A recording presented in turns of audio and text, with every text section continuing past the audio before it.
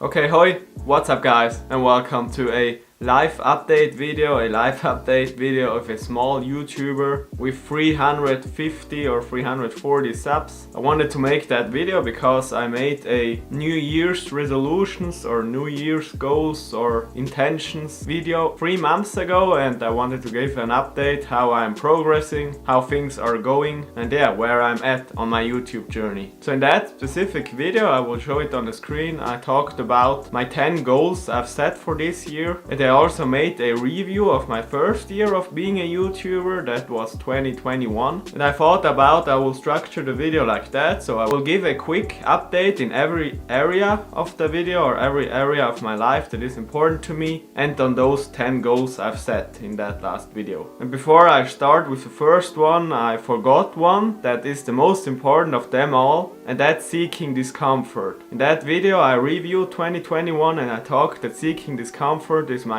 number one learning lesson that kept me improving, kept me striving forward and doing new things, trying out new things, and that makes life enjoyable. And I realized I lacked that, or I thought it too little, because I realized you need to seek discomfort every single day. Because if you seek discomfort in small terms or in your day-to-day life, then it's easier for you to do the bigger things or the harder things. And you're less likely to indulge into comfort in your comfort zone or in your boring routine. And I'm very prone to that, so naturally I, of course, as a human, you want to be in the comfort zone. But I think it's key for us to leave that comfort zone as often as possible. But after leaving it, also get back in the comfort zone, otherwise you can't rest. And yeah, you need that balance, and that's my first goal I've set for this year. Balance. That's something that I oftentimes miss out on, especially this year, because as I talked in my Not Nice video or in my 100% Me video, I will also link it up there, I'm very motivated, I'm very driven to fulfill my purpose or mission with this YouTube channel, to progress things. And I also realized the biggest motivator for me is inspiration, because I always have the feeling that I owe it to future generations, especially to the people here in South Tyrol, because there isn't anyone who is doing YouTube in English. There are a few influencers, but they are mainly on Instagram and they are talking about their life a little bit, but they don't show everything, or up to date I haven't found someone who does the same thing as I. So I think that's my responsibility I have with this YouTube channel, and therefore I have the feeling that I need to succeed. And honestly, I know it's again my ego that's talking, but I know I will succeed. It's just a matter of time, because yeah, there isn't no one else who's doing it, and even if there would be anyone else who's doing the same thing, I would cooperate with him, because I think you can go fast alone, but if you want to go far, you need some partners, some teammates, or a community that helps you in doing that. But back to my goal with balance, there's also a funny thing happening right now. My mentor David Hammond brought this up a few days ago, and he talked that he's always seeing numbers. So for example 333 or 444 wherever he watches or he notices that. And I often heard that some people believe in that, it's called Numerology, but a lot of people say you should notice that but don't get too attached to it. And that's what I'm trying to do.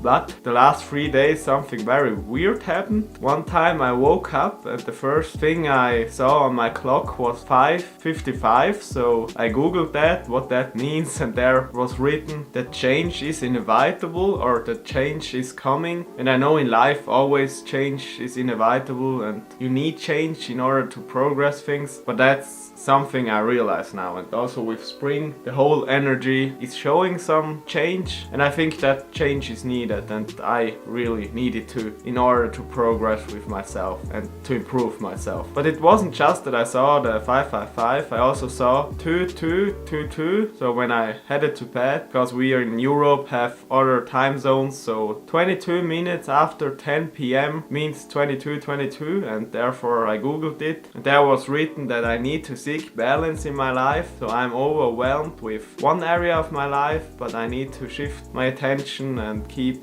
all my areas in balance. And it's funny because that's exactly what I'm lacking right now. I'm too mission focused and I cannot switch off at the moment. And what's even funnier, yesterday at work, because I'm a waiter and I got my closing recipe, or where the amount of money you got in was written, and there were exactly 3 2s in a row. And then I realized, yeah, we also have 2022, and yeah, I often see 2 2. And then I googled that, and yeah, it says that you need balance. I don't think it's a sign or something. I don't want to make too much out of it, but it's a good reminder for me. Even if it isn't true, I think it's still a good reminder that I need to keep balance in my life with every area that's important to me. And that brings me to my second goal, and that's being present. And that's something I practice myself daily, and meditation played a big role in that. So meditation really helps a lot if you lack presence during the day in your day-to-day life. 10 minutes of breathing exercise every day really helps a lot. It's a good start to watch your breath,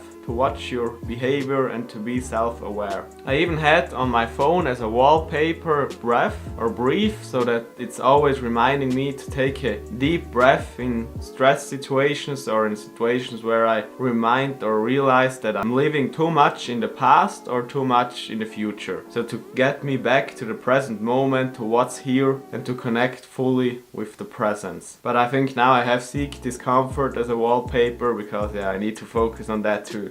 But these are nice little tools to remind you of that. The next one was Be the Joy. So because there are a lot of negative things always going on in the world, you need to be the force for good. And that doesn't mean you should be very positive and always happy and stuff like that. It basically means you need to accept the harsh truth of life, the harsh, bad things that are happening in the world, but you need to make something positive out of it. So you need to be a bloomer. I like that name because it combines the word doomer, and doomer is basically a person that sees only the negative things and that isolates himself and doesn't want to participate in the world because of all those negative things that are going around. And bloomer then is with a little bit more spirit. So he tries to make the best out of it, and that's how I would call myself. So I really try to look at things as they are, but really find something how that situation could improve and how things could turn around. And I think if you're able to do that and see everything with a little bit of humor, you're a strong force for good in the world. And I think we need a lot of people of that, because negative things are always around, but positive things too, and those who can dwell on the positive are set for life, in my opinion, and I think in everyone else's opinion. And I realized that I indulged too much in monk mode. So because I was focus driven on self-improvement and on progressing with myself and with this YouTube channel, I realized that I indulged too much in my boring routine. So that means starting my days with cold shower, meditating, editing or making a video, walks in nature, training, sauna and reading. So that's basically my routines I have on days where I doesn't work, and on days where I work it's nearly the same, but I have my shift. And honestly, I love those routines, but sometimes I'm lacking those fun moments, so those spontaneous things, because I'm too much in my routine. But I think that's also personality type, so I was always very routine based and it was hard for me to do spontaneous things, but I'm trying to learn that, and therefore Seeking Discomfort is my number one goal, because that's something that reminds me to do that every single day in small opportunities or moments. And that brings me quickly to my next one, and that was with relationships. So I wanted to form deeper and new relationships, and therefore I was reading Not Nice. I made 2 different videos on that, and that really helped me to be more authentic, more honest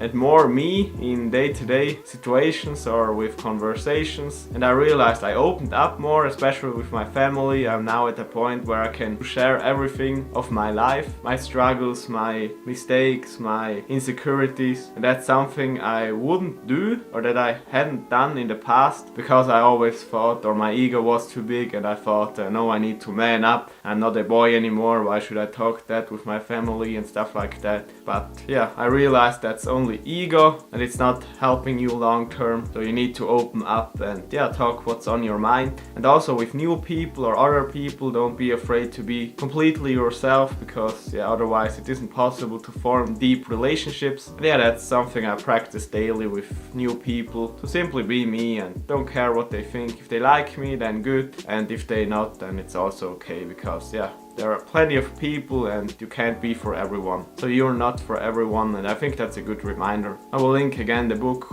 down there, because I think it could help a lot of people too. And my sub goal with relationships was seeking help, so I wanted to seek help more often, don't isolate myself as much, and ask others that have more experience, for example with editing, recording and stuff like that, for help. And I think I did that too, so I'm not afraid anymore to ask if I'm not able to do something, if they can help me out. For example, I had problems with the sound of recording, so there was always background noise, and yeah, I realized with the settings I can control that. And a good friend of mine who makes amazing videos of our valley and also events, stuff like that, he's called EXO Visuals And Media, so I think on Instagram EXO Math. I will also link him down below, or a screenshot on the screen. He helped me too, and I'm grateful for that. So always seek out help if you don't understand something or you lack something. Asking questions is never a mistake, in my opinion. Always when you start something or when you do something, you need to be a fool in order to become a master. So that's also a good quote. And that brings me straight to my 6th goal. I think I started then with my external goals, and that was my mission. So my mission with YouTube, with this channel. And my main goal was reaching 1K subs by the end of the year,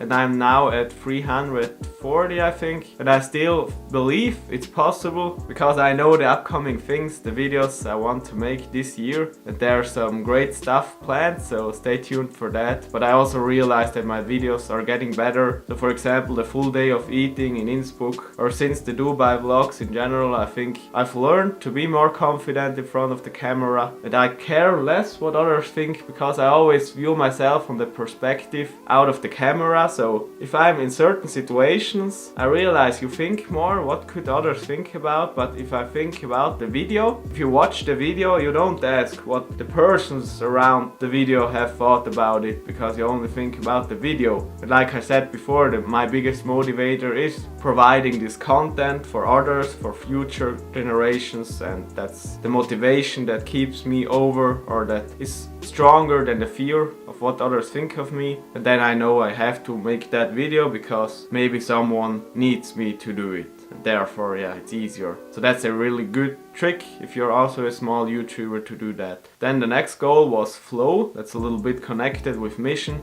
And flow is basically being in a flow state. And I realize it's easier to be in a flow state if you're always focused or purpose driven. So if you structure your day to do things that is for your future self or for your mission or goals or higher goals, then it's easier to be in a state of flow because you make the right decisions. And by making the right decisions, you take small baby steps towards your goals. And those baby steps in the sum are pretty strong. And especially if you have momentum built up, it's easier to do those little steps, those little habits, good habits that keeps you moving towards your goals. And this year especially, I also reconnected to God a little bit. So you don't need to be Christian, or I don't want to promote that, for example, but I think you need to believe in something higher than yourself. It's either spirituality, religion, or universe. So I think when you're connected to that higher spirit or higher divine or whatever it is, what you believe in, you can shut down your ego a bit and focus on the bigger things, and you can let your baggage or your thoughts on external things or worries go. So I need that because YouTube is very lonely. I also made videos about that, and especially if you're starting out,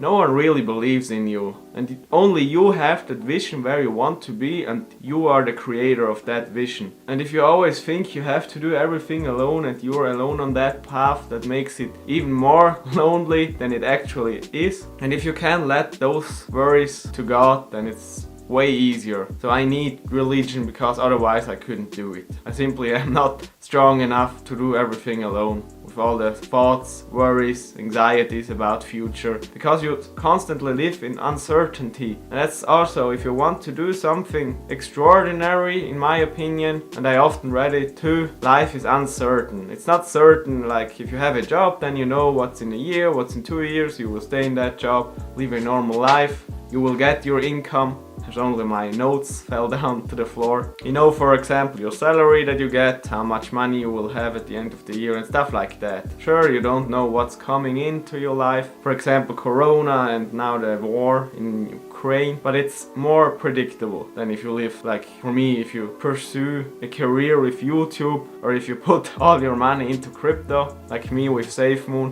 You don't know exactly how things turn out, but you hope and you strongly believe in that it will work out. And if you can let all those worries to God, then it's far more easier. So like I said, for me, I need it. I couldn't do it without it. But enough with flow. Now let's get to my next goal, and that's with fitness. So when I started this channel, my introduction video, I think I titled it another fitness YouTuber who records his fitness journey or something like that. I knew I wanted to make a lot of fitness videos because fitness is a big part of my life, but now I'm not quite so sure about that anymore, because I also like those kind of videos and also philosophy, vlogs and stuff like that. It's basically a documentation of my life, but because fitness plays a big role of it, I will still make those videos. And in my The Truth About Self-Improvement video, I also talked about my struggles with tracking macros or with not tracking macros, with eating intuitively, and I switched now to tracking macros again, and I realized that's the way for me to live. It's far more easier now. I simply like tracking macros. It gives me that overview over everything and the routine, but I talked more about that in my self-improvement video. So I ate normally in February, or I tried to not track in February, got a little bit out of track, but now I'm on track again because I did a rebound. As you saw my full day of eating in Innsbruck, for example, I only ate 2000 calories for 2 weeks, but now I feel confident again, feel comfortable in my shape. Therefore I'm now on my lean bulk again. I will do my lean bulk until May, I believe, or mid-May, and then a month of dieting, and then straight on with my lean bulk, because I really want to bulk this year. I have a vision of myself, where I want to be, how I want to look like, and with that strategy I think I can get to that point. And that brings me straight to my last area, and that's traveling. So the reason why I'm starting my diet in May or mid-May is because from end of April to the beginning of May we are heading to Lisbon